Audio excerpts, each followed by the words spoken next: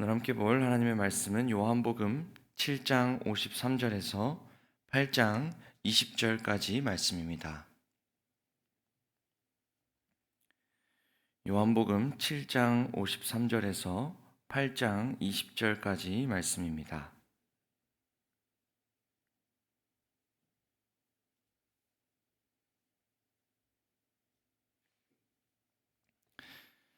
그리고 그들은 제각기 집으로 돌아갔다. 예수께서는 올리브산으로 가셨다.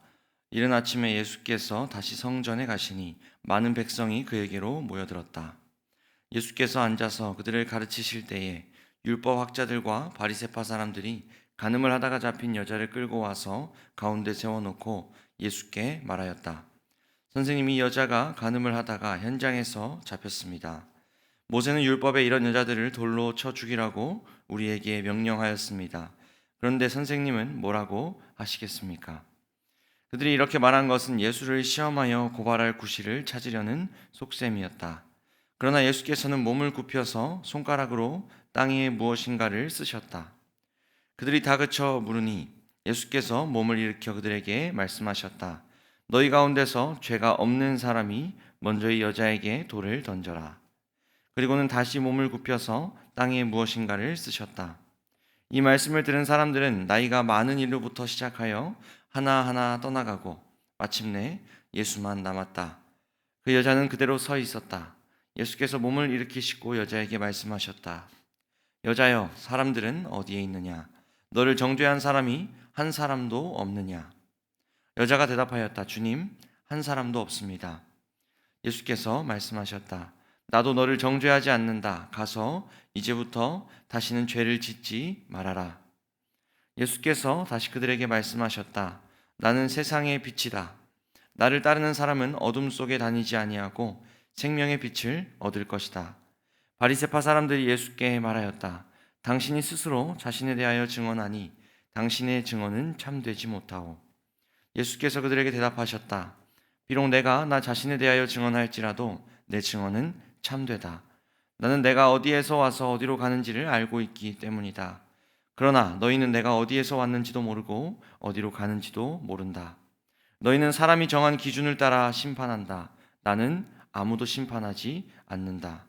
그러나 내가 심판하면 내 심판은 참되다. 그것은 내가 혼자 있는 것이 아니라 나를 보내신 아버지께서 나와 함께 하시기 때문이다.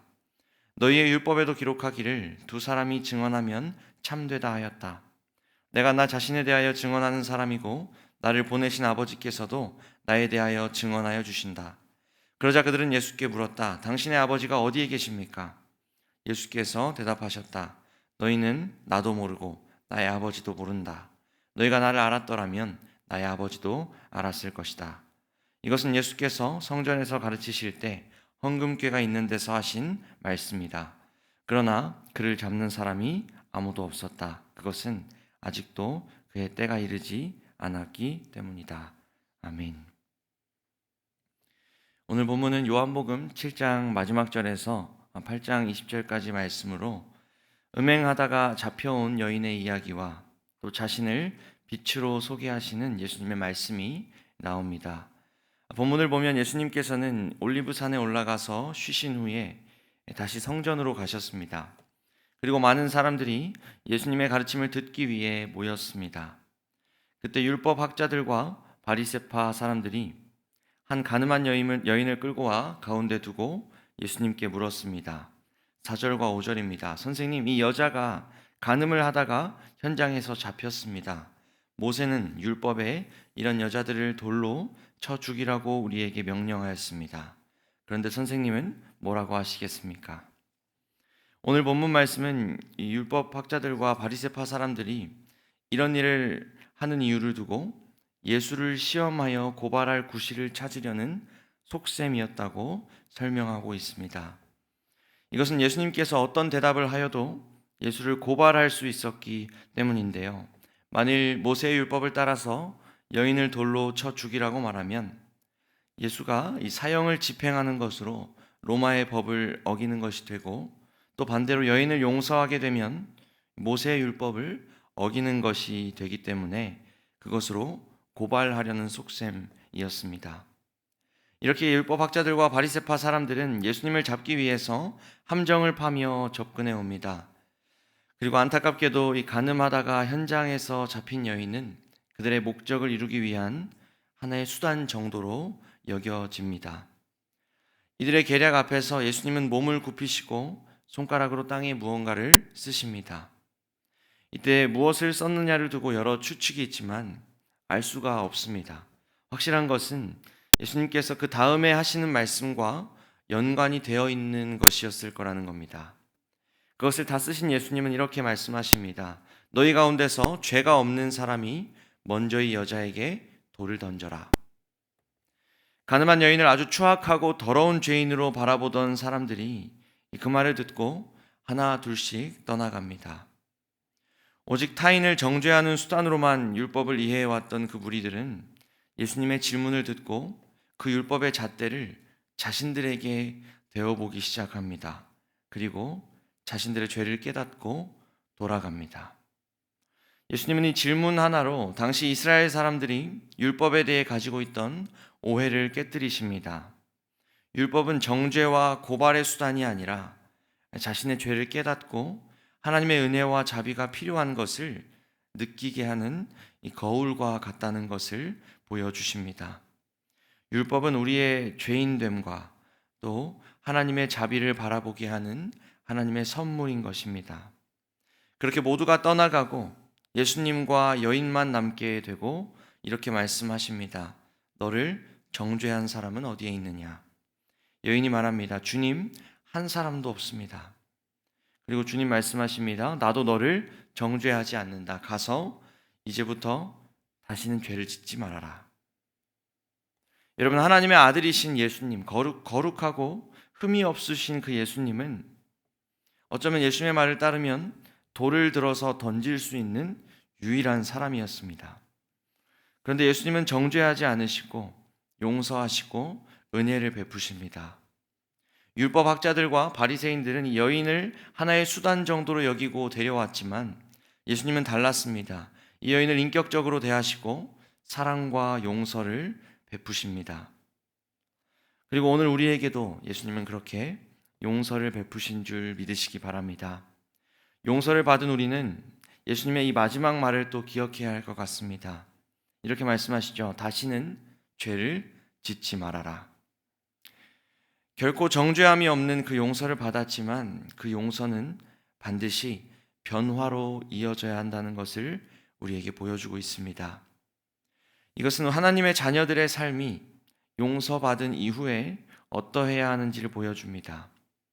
죄 용서받은 우리는 날마다 그 새로운 삶을 살아야 하고 경건의 삶을 살아야 하며 또 하나님을 경험하는 삶을 살아가야 한다는 것입니다. 그런 삶을 살아가시는 여러분의 삶이 되시기를 주님의 이름으로 축복합니다. 이어지는 12절 예수님은 이렇게 말씀하십니다. 나는 세상의 빛이다. 나를 따르는 사람은 어둠 속에 다니지 아니하고 생명의 빛을 얻을 것이다. 여기서 세상의 빛이라는 말은 단순히 세상 가운데 있는 하나의 빛을 의미하는 것이 아니라 세상을 위한 그 빛을 뜻하고 있습니다. 즉 흑암처럼 이 죄 많은 세상 가운데 그 세상을 위해 참 빛으로 오셨다는 의미입니다. 지금 요한복음의 본문을 보면 이 앞선 내용이 초막절의 배경을 가지고 있음을 우리는 알 수 있습니다. 이 초막절에는 한 가지 행사가 있었는데 밤이 되면 성전에 환히 빛나는 등불을 촛대에 켰다고 합니다. 그 등불을 보면서 광야 시절에 불기둥으로 인도하신 하나님을 떠올리고 감사했다고 합니다. 그리고 그 배경 가운데 오늘 예수님은 자신을 어둠 속의 빛이라고 소개하고 계십니다. 광야, 그 칠흑같이 어둠이 드리운 광야 속에서 한 발자국도 뗄 수 없는 가운데 오직 의지할 것은 불기둥이었던 것처럼 예수님이 그렇게 이 세상에 빛이 되어 주셨습니다. 그리고 오늘 우리의 삶에 빛이 되어 주십니다. 본문을 보면 바리새파 사람들은 도무지 이해하지 못하면서 엉뚱한 질문을 쏟아내지만 여러분 오늘 우리는 그 빛을 만난 줄 믿습니다.